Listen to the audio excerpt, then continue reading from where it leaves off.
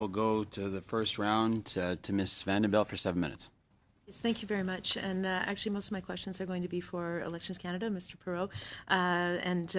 Considering that I was on PROC when we were reviewing the Chief Electoral Officer's recommendations after the last election, this is an area of significant interest to me, and I think to all members of this committee.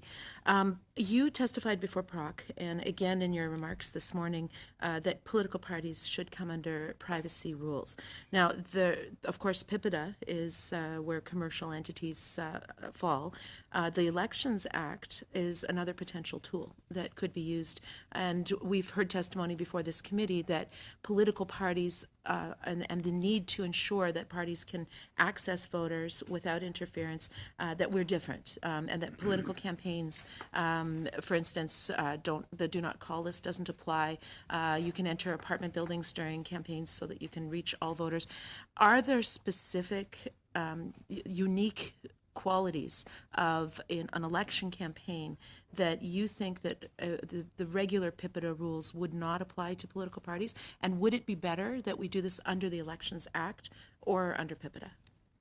So there's a lot of elements in that. I do think that parties should have access to information that allows them to reach out to voters. That's a fundamental aspect of our system, and that should remain.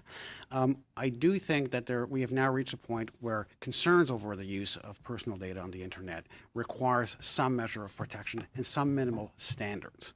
Whether they be in the Elections Act or the other pieces of legislation, I do think that this is an area of expertise for the Privacy Commissioner. My preference would be that it would be under his area of jurisdiction.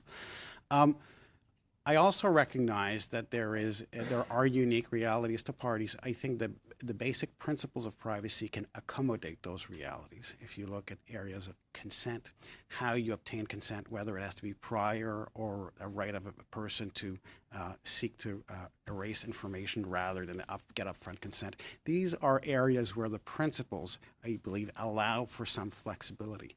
But I do not believe that there should be no minimum standards applicable to parties. That, to me, is a basic element, and that there should be some form of oversight. And one of the things that we've been concerned about on this committee, of course, is the data breach and Cambridge Analytica.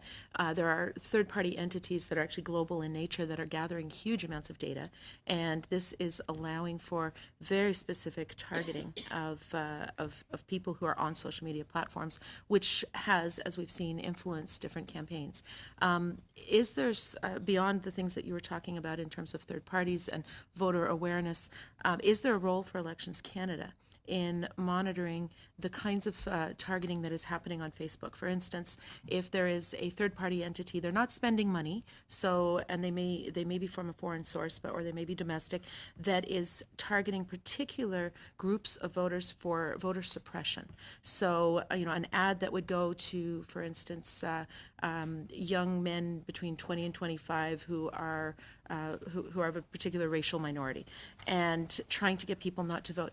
Is there a role for Elections Canada or in the Elections Act, or even legislatively, to be able to prevent that kind of voter suppression? So, again, this is not a simple area.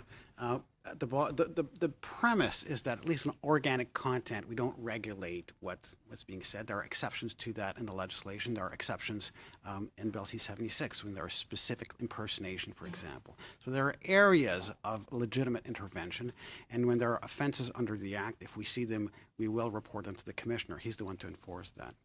We do have at Elections Canada, we've had it now for 2 cycles, an Electoral Integrity Office.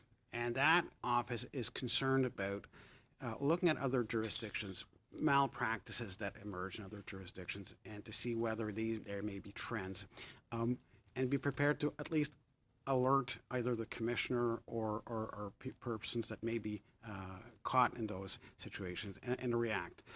But our basic role is really to make sure that people have correct information about the voting process. We really, that's the core of our mandate, and that's where we have to focus our attention. And we know that this is not a uniquely Canadian problem. This is something that is happening around the world.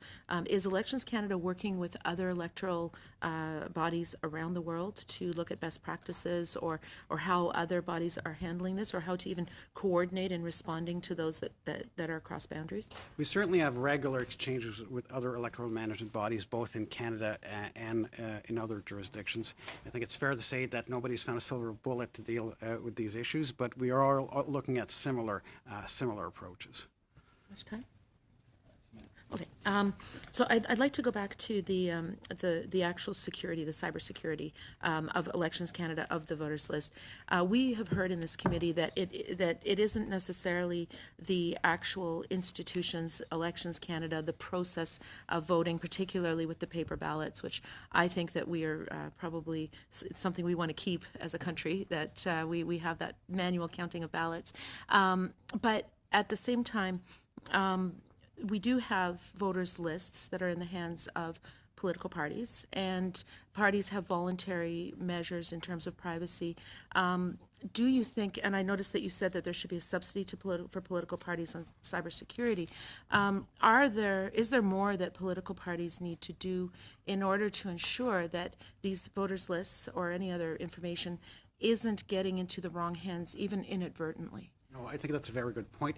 When we issue the list, we provide with the list some guidelines, which you probably have seen. And if you look at the guidelines, part of them relate to the legal obligations under the Act, the purposes for which this data may be used, and so forth.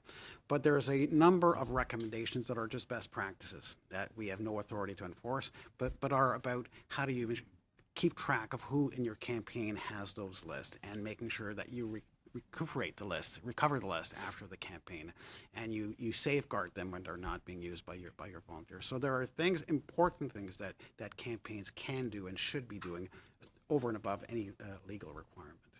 And who owns the data? Who owns that voters list? I don't know that there's a propriety right. There certainly are legal obligation to use it only for certain purposes. Okay, and that's all I can say under the Elections Act. You also mentioned the subsidy. I don't necessarily recommend the subsidy. I think it's something that needs to be examined. I don't know, honestly, whether parties have the kinds of resources that the evolving threats to cybersecurity requires. And it's an open question. I think it's worth considering. Thank you. Next up.